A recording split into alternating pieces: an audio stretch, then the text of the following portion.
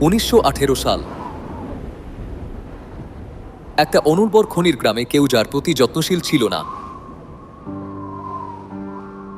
একটা ছিন্ন ভিন্ন ভর থেকে একটা সদ্যজাত শিশুর কান্নার শব্দ শোনা গিয়েছিল।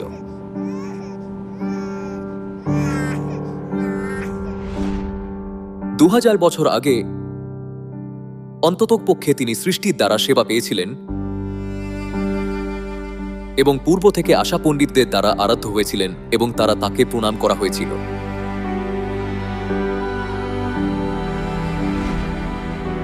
ধুলোয় ভরা একটা নোংরা ঘরে, একটা ঠান্ডা মেঝেতে পিতা তাঁর দ্বিতীয় আগমনে তাঁর জীবন শুরু করেছিলেন। তীক্ষ্ণ ঠান্ডা বাতাসের মধ্যে ঈশ্বর একজন মানুষ হয়ে আমাদের মধ্যে বাস করতে এসেছিলেন।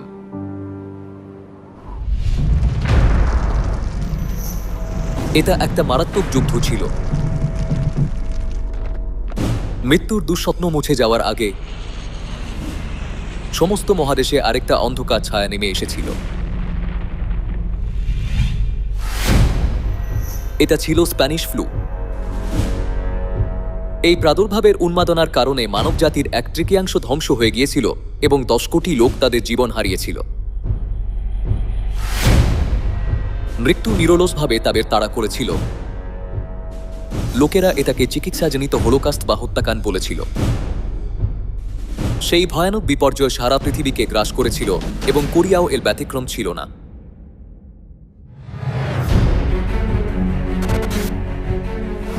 ঠান্ডা কেটে যাচ্ছে বলে মনে হচ্ছিল, কিন্তু পরিস্থিতি তাড়াতাড়ি বদলে গিয়েছিল। মৃতের সংখ্যা দ্রুত বৃদ্ধি পেয়েছিল। কিছু গ্রামে সকলেই সংক্রামিত হয়েছিল এবং মৃতদেহ বহন করার জন্য কেউ ছিল না। এটা একটা ভয়ানক দৃশ্য ছিল।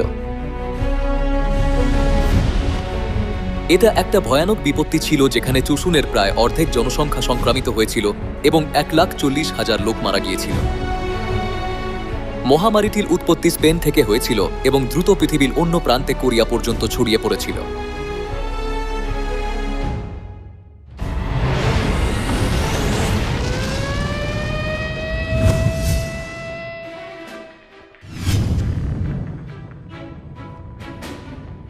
অন্ধকারের রাজকুমার কেন সমস্ত মানবজাতির জীবনকে বিপদে রেখেছিল?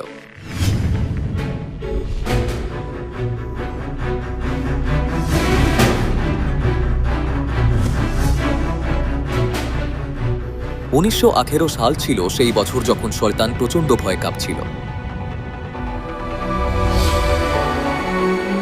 অন্ধকারের ক্ষমতা যতই শক্তিশালী হোক না কেন, শয়তান সর্বশক্তিমান ঈশ্বরের পূর্বনির্ধারিত করা ইচ্ছা ও উদ্দেশ্য পরিবর্তন করতে পারেনি।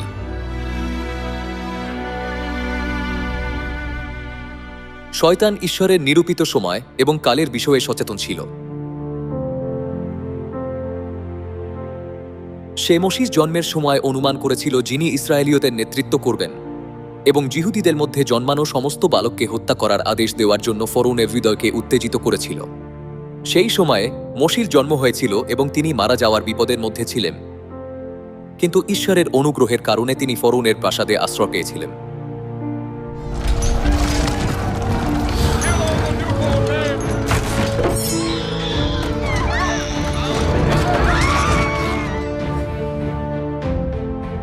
যখন যিশু জন্মগ্রহণ করেছিলেন, রাজা হেরোদ তাঁকে হত্যা করতে চেয়েছিল এবং বেথলেহেম ও এর আশেপাশে 2 বছর বা তার কম বয়সী সমস্ত বালককে হত্যা করার আদেশ দিয়েছিল। যিশু নিসারে আশ্রয় নিয়েছিলেন।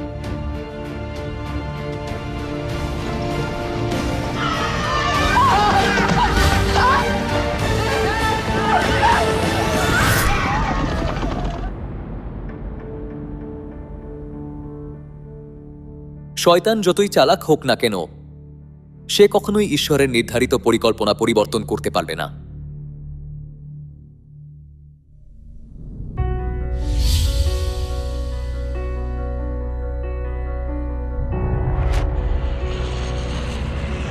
শয়তান যতই চালাক হোক না কেন, সে কখনোই ঈশ্বরের ভবিষ্যৎবাণীকে এগিয়ে যাওয়া থেকে থামাতে পারবে না। ইতিহাসের ঘড়ি ইতিমধ্যেই এর বাহু ঘোরাতে শুরু করেছিল। এটা 1918 সালে একটা ভবিষ্যৎবাণীগত বিন্দুতে, সেই অপ্রতিরোধ্য দিনে যখন শেষ ভবিষ্যৎবাণীর পূর্ণতা শুরু হতে হবে, এসে থেমে গিয়েছিল।